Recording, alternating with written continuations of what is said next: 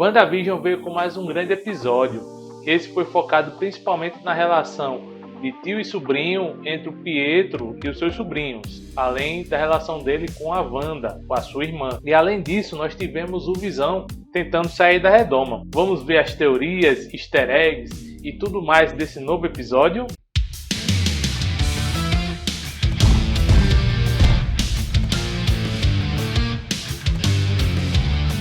Você não manda em mim não, você não manda em mim não, você não manda em mim não, você nem é maior. E aí galera, Oxeda, beleza? Hoje nós vamos falar de WandaVision, mais precisamente do episódio número 6. Mais um episódio que é baseado em uma sitcom, mas que também aborda questões de fora da redoma, fora do Rex, né, do hexágono. E antes de falar desse episódio, eu gostaria de falar sobre a série WandaVision e dizer que a série tá muito boa, tá espetacular. Ninguém dava nada por ela, a gente achava que ia ser só uma série maluca, né, uma maluquice da Marvel, e a série tá explodindo cabeças, está sendo muito boa e tá trazendo muita coisa pro lore da Marvel, do universo cinematográfico da Marvel. E depois de assistir um episódio muito bom de WandaVision e assistir o nosso vídeo com nossas teorias e nossas análises, você também faz uma coisa espetacular, que é dar o seu like, deixar o seu joinha aqui pra gente, porque é uma coisa que nos estimula a fazer cada vez mais análises de WandaVision e de outras séries que vão vir por aí. Então dê o seu like, dê o seu joinha, que aí vai estimular a gente a continuar fazendo o nosso trabalho. Só lembrando o recadinho habitual, esse vídeo é uma análise, e sendo uma análise ele tem spoilers. Então se você assistiu o episódio, se está acompanhando os episódios direitinho, ou se não liga para isso, beleza, pode continuar. Agora, se você não assistiu e não quer ter informações antes de assistir, então assista o episódio, assista os episódios de WandaVision e aí depois você vem aqui para ver o nosso vídeo, beleza? Bom, uma das coisas mais interessantes sobre esse episódio é que, pela sequência dos episódios de WandaVision, ele deveria fazer referência a alguma série dos anos 90. No entanto, aparentemente a Marvel decidiu dar um pular uma época, porque esse episódio ele referencia uma série não dos anos 90, em si dos anos 2000. A série referenciada é a Malcolm in the Middle, que é uma série que eu assistia quando era criança, eu gostava que só, que aqui no Brasil ficou conhecida apenas como Malcolm. Essa série que começou a ser lançada no ano 2000 e cuja última temporada aconteceu no ano de 2006. Então é uma série dos anos 2000, mais precisamente do começo, na primeira metade dos anos 2000, e que apesar de ter tido alguns elementos dos anos 90, é uma série muito mais do novo século, dos anos 2000. Então você vê que a abertura desse episódio do WandaVision, o formato do episódio como um todo, ele faz referência ao Malcolm in the Middle. Quem acompanhou a série sabe que o personagem principal, que é um garoto chamado Malcolm, ele costuma quebrar a quarta parede e falar com o espectador enquanto as situações acontecem. Aqui em WandaVision, nesse episódio, acontece a mesma coisa, só que com os gêmeos, né? O Tommy e o Billy, eles quebram a quarta parede e trocam ideia com a gente enquanto os eventos estão acontecendo. A história é uma história de Halloween, e aí nós temos a oportunidade de ver vários personagens de WandaVision fazendo referência às suas versões dos quadrinhos. Nós temos, por exemplo, a Wanda fantasiada de Feiticeira Escarlate, com a roupa que ela utiliza nos quadrinhos da Marvel. Nós vemos o Visão com um uniforme mais do Visão retrô, apesar dele dizer que na verdade está vestido de luchador mexicano, na verdade ele está vestido como uniforme do Visão nos quadrinhos da Marvel. Nós temos os gêmeos, o Billy ele já aparece com a sua roupa de Wicano, e em um dado momento o Tommy ele veste uma roupa de Mercúrio, porque nos quadrinhos ele é o Celery, e o Celery tem os mesmos poderes do Mercúrio. E além disso, o Pietro, que é o Mercúrio, ele aparece vestido com a sua roupa de Mercúrio. Existe um outro personagem que também usa uma fantasia bastante reveladora, mas sobre ela eu vou falar mais na frente. Então basicamente esse é um episódio que se desenrola da seguinte forma: o Visão ele vai fazer uma ronda, a Wanda tenta inclusive impedir que ele faça essa ronda porque ela quer que ele fique junto com as crianças no Halloween. O Pietro ele ajuda o Visão a fazer a ronda dele e fica com a Wanda e com as crianças. E aí basicamente o tio Mercúrio, o tio Pietro, vai aprontar altas confusões com os seus dois sobrinhos. Afinal de contas, o Pietro é aquele tio legal. Toda família tem um tio legal, que normalmente é um tio mais novo, que joga videogame com você. Então, basicamente, o episódio, a historinha do episódio se desenrola dessa forma, mas a gente sabe que WandaVision é uma obra muito mais multicamadas e que tem várias tramas que desenrolam paralelamente. E aí, no meio daquela confusão toda, do Pietro aprontando todas junto com os meninos, a gente vê que tem muitas pessoas fantasiadas, muita gente pode ir atrás de easter eggs e de referências. Eu particularmente eu não encontrei nenhum, só encontrei uma pessoa fantasiada de Sub-Zero.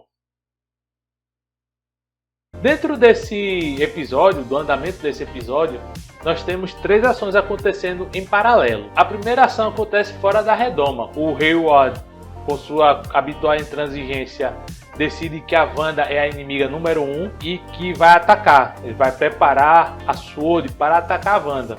No entanto, a Mônica acaba protestando em cima das ações intransigentes do Hayward. E aí a gente vê que a Mônica está certa. Ou a Wanda está equivocada ou ela está sendo controlada. No entanto, quem tem a caneta e quem decide dar a palavra final é o Hayward. Então ele acaba tirando a Monica Rambeau, a Darcy Lewis, a doutora Darcy Lewis e o agente Jimmy Woo da missão. Obviamente eles simplesmente não saem. Quando eles são conduzidos para sair, eles acabam se insurgindo e se filtrando na SWORD. A Darcy Lewis dá uma hackeada lá nos computadores da SWORD, porque é típico de filmes e de séries você ter o hacker lá que consegue infiltrar em qualquer sistema ultra avançado do mundo, e eles acabam descobrindo que o Hayward tem mais informações do que se imagina e que ele sabe tudo o que está acontecendo dentro da redoma. Ele vê tudo o que está acontecendo dentro da Rex. Ele consegue monitorar tudo que está acontecendo na Rex, inclusive ele consegue ver para onde está indo o Visão, os NPCs, a Wanda, todo mundo. E para ele conseguir essas informações, seria necessário que alguém se infiltrasse lá. E é daí que surge a suspeita. Qual foi a última pessoa que entrou dentro do hexágono? Qual foi a última pessoa que apareceu dentro do programa da Wanda? Justamente o Pietro Maximoff. Então, existe uma grande chance de que esse Pietro, na verdade, seja um agente que foi enviado pela SWORD ou pelo Hayward. Talvez, inclusive, a SWORD não seja apenas a SWORD. É importante lembrar que no filme Capitão América Soldado Invernal, a Hydra consegue dominar a SHIELD. E aí talvez alguma instituição, algum grupo ou alguma entidade esteja controlando a SWORD. Pode ser o Mephisto, pode ser o Pesadelo, pode ser o Dormammu, pode, mas pode também ser Chris, Screws ou, sei lá, a própria Hydra. Então existem muitas possibilidades nesse momento. A Mônica decide que ela vai voltar lá dentro do Rex para avisar a Wanda sobre isso que está acontecendo, da monitoração que está sendo feita pelo Hayward. No entanto, a doutora Darcy ela revela para Mônica que alguma coisa aconteceu com o corpo dela enquanto ela estava no Rex. O corpo dela ficou diferente, aconteceu algumas mudanças dentro das suas células, e aí obviamente a Mônica já associou com a sua mãe, a Maria Rambeau. A Maria Rambeau ela faleceu de câncer, e aí talvez ela tenha passado na cabeça dela que ela talvez tivesse desenvolvido algum tipo de câncer. Mas como a gente está falando de uma obra de ficção inspirada nos quadrinhos, e a gente sabe que nos quadrinhos, sempre quando acontece algum evento radioativo, ou de distorção de realidade, ou cósmico, ou algum acidente do tipo a pessoa não morre ou tem câncer, na verdade ela ganha superpoderes, então a gente pode estar vendo o nascimento da Espectro, que é o codinome da Monica Rambeau nos quadrinhos. Ela é uma personagem que tem poderes de controle de luz e energia. Então a Mônica está desenvolvendo os seus poderes, porém ela decide que antes de entrar na Rex, antes de voltar na Rex, ela vai encontrar alguma pessoa. Ela vai encontrar algum engenheiro ou engenheiro espacial para ajudar nessa empreitada. Ela vai junto com o Jimmy e a doutora Darcy acaba ficando lá, que acontece uma coisa bizarra com ela no final do episódio. Bom, em uma outra parte nós temos a Wanda conversando com o Pietro e junto com os dois meninos. A Wanda está o tempo todo testando o Pietro para ver se aquele Pietro realmente é o Pietro que ela conhece. Se é o Pietro que é o irmão dela. O Pietro, basicamente, ele está dando respostas desconversadas. Ele não está respondendo as perguntas da Wanda de maneira incisiva. Basicamente, ele está enrolando. Ele está dando respostas muito vagas. Porém, aparentemente, parece que a Wanda está caindo na conversa do Pietro. E ao mesmo tempo que a Wanda está testando o Pietro também está fazendo várias perguntas à Wanda. Ele está buscando várias informações, que é uma coisa que reforça a teoria de que ele é um agente do Hayward, porque basicamente ele quer obter informações que seriam importantes para a SWORD, como por exemplo, por que a Wanda criou a Rex, por que a Wanda está fazendo tudo aquilo. Ela não sabe responder por que tudo isso começou, ela só está dando continuidade numa coisa que começaram para ela. Isso mostra que ela não tem tanto poder sobre o Rex, sobre as coisas que ela está fazendo. Enquanto isso, o Pietro está mostrando que ele sabe muito mais coisas do que se imagina. Ele sabe que aquelas pessoas estão sendo controladas.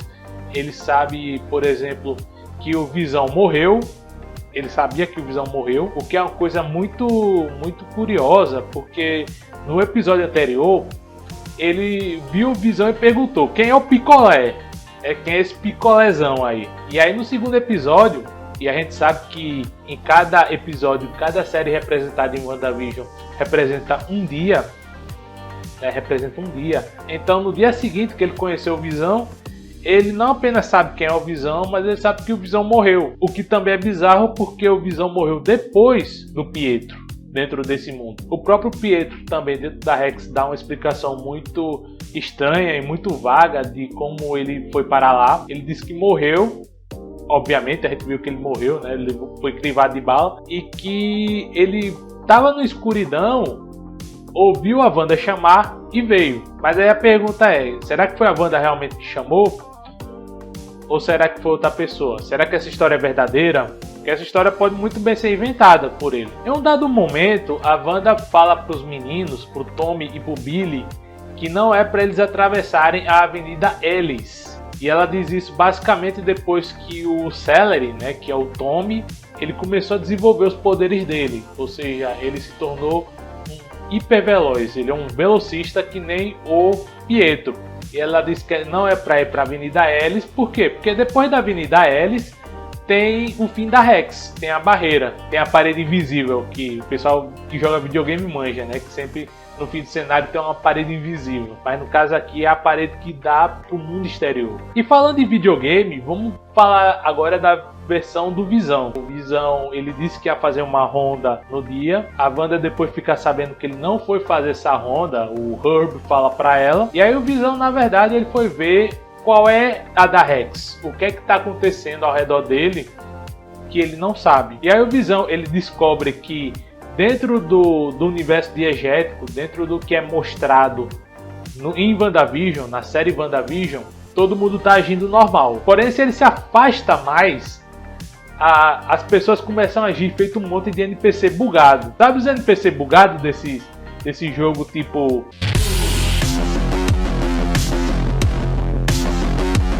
Pois é, o pessoal que está mais longe de onde a Wanda se encontra normalmente faz um monte de movimentos estranhos e repetitivos, agindo de uma maneira muito esquisita. Como se eles estivessem bugados mesmo. Você tem aquela mulher tentando pendurar a roupa e não conseguindo. E aí sai uma lágrima do olho dela, porque mostra que, apesar dela estar sendo controlada, ela está consciente e obviamente está desesperada porque está presa dentro de seu próprio corpo. E aí o Visão, ele vai um pouco mais para longe, e quando ele vai para mais longe, ele acaba descobrindo que os NPC, né, aquele pessoal que está lá, eles ficam paralisados, eles ficam parados e não fazem nada. E aí, em um dado momento, ele encontra a Agnes. a Agnes dentro de um carro. A Agnes está fantasiada de bruxa, o que é curioso, porque muita gente associa ela a Agatha Harkness. Mas esse episódio ele causou muita confusão a respeito da identidade da Agnes, porque em um dado momento o Visão ele toca a cabeça da Agnes, ele tira a Agnes do transe, e aí a Agnes ela começa a agir mais ou menos como o Norm agiu quando o Visão tirou ele do transe. A Agnes fica espantada porque encontrou o Visão. Diz que o Visão era um Vingador. O Visão não fazia a mínima ideia do que era um Vingador. E ela se pergunta se ela morreu. E aí o Visão diz: por que você teria morrido? Ela diz: porque você morreu. Então basicamente é nesse momento que o Visão sabe que ele está morto. É curioso porque a Agnes ela começa a se desesperar. Mas ao contrário do Norm, que fica preocupado com a família dele, fica preocupado não só porque ele está sendo controlado e essas coisas, a Agnes ela tem uma visão mais pessimista. Ela diz que não pode ser salva disso que está acontecendo, que a Wanda vai controlar nós todos e etc e tal. Então das duas uma, ou a Agnes é uma senhora maluca, é uma véia louca que foi pega pela Wanda e transformada em um personagem, assim como tantas outras pessoas, ou ela é uma atriz muito boa, ela tá atuando mesmo quando ela sai do transe. Quando ela sai do transe, ela continua atuando, e aí no fim das contas ela é a Agatha Harkness. Eu acho que as duas teorias têm uma certa força, apesar de eu achar que a primeira teoria ela é um pouco mais forte do que a segunda, a de que ela é só uma senhorinha maluquinha, mas se realmente ela for só uma senhorinha maluquinha, isso meio que é decepcionante, porque a gente vê a Marvel com tantas referências, com tantas coisas conectadas e referentes aos quadrinhos, trazer uma personagem que é só uma senhorinha maluca que foi pega pela Wanda e transformada numa escrava. Então eu tendo mais a acreditar na primeira teoria, mas eu preferia muito que fosse a segunda. Após interagir com a Agnes, o Visão ele começa a ir em direção da barreira do Rex. Mas antes de falar sobre isso, eu gostaria de falar sobre o comercial que apareceu. O comercial em questão é o comercial do Yo Magic, que é um dos comerciais mais diferentes e mais macabros. Tem uma das cenas mais macabras de todo o MCU. Mostra um menininho que está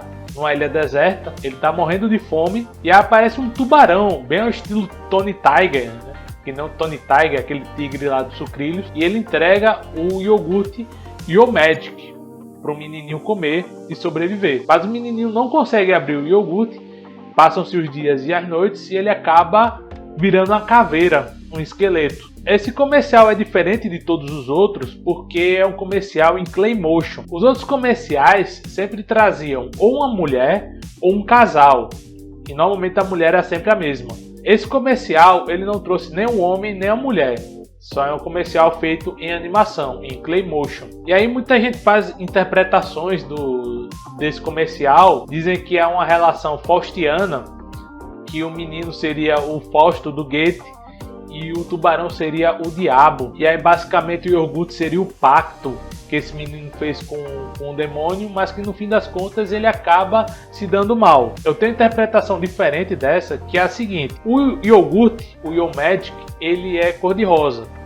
E rosa nada mais é do que um vermelho mais claro. Esse iogurte, o Yo Magic, ele é magia. Magia normal de mágico, né? De pessoas que têm habilidade de magia. Mas mais especificamente é a magia da Wanda. É a magia da Feiticeira Escarlate. O menininho em questão, ele seria o Visão, mas não só o Visão. Ele pode ser também os dois meninos da Wanda, o Billy e o Tommy, e pode ser também o Pietro. Eles são pessoas que estão vivas dentro da Rex, mas se saírem da Rex, eles morrem ou desaparecem. Então, basicamente, o Yo Magic é o combustível que deixa essas pessoas vivas. E se essas pessoas não têm acesso à magia, elas morrem. Que nem o menininho no comercial. Tanto é que isso acaba acontecendo no episódio. O Visão ele sai da barreira, ele tenta se comunicar com o pessoal da SWORD, diz que o povo está sofrendo, as pessoas estão sofrendo muito por causa da magia da Wanda. O pessoal da SWORD, ao invés de tentar ajudar ele, deixa ele lá. Só quem tenta ajudar é a doutora Darcy Lewis, que acaba sendo algemada. E o Visão ele começa a morrer, porque como ele está fora da Rex, sem a magia da Wanda, ele vira o que ele é no mundo exterior, que é um cadáver. E aí, quem consegue detectar que o Visão está sofrendo é o Billy.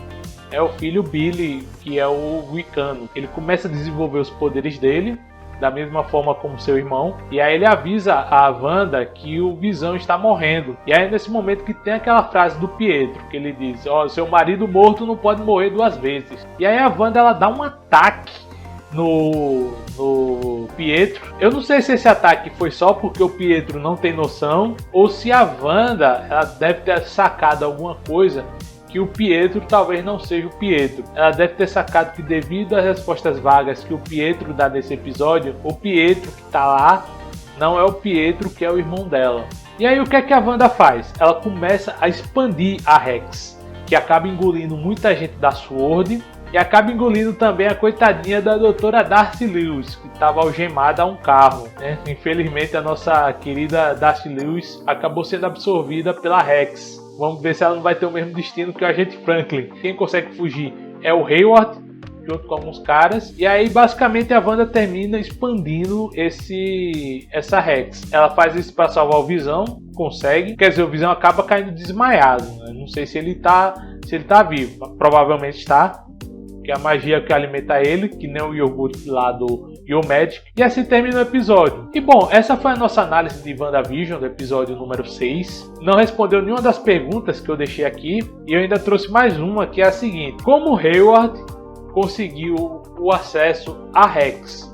Como ele consegue monitorar a Rex? Será que realmente é o Pietro que está trabalhando para ele? Ou será que tem alguma outra explicação? Muita gente diz inclusive que o Pietro é o Mephisto. Se o Pietro for o Mephisto, essa teoria do Hayward meio que perde um sentido, porque não tem por que o Mephisto trabalhar pro Hayward, a não ser que o Mephisto seja o Hayward. E aí, será que o Mephisto é o Hayward ou é o Pietro? Ou é outra pessoa? Sei lá, Ralph, o marido da Agnes. Diga aí o que vocês acharam desse episódio aqui nos comentários. Não se esqueça de se inscrever no canal com o sininho ativado para ver nossas próximas atualizações. Muitos vídeos legais sobre anime, sobre filmes, séries, análises de WandaVision toda semana. Eu tô pensando inclusive em fazer análises da próxima série da Marvel, né? Falcão e Soldado Invernal. E é isso. Valeu!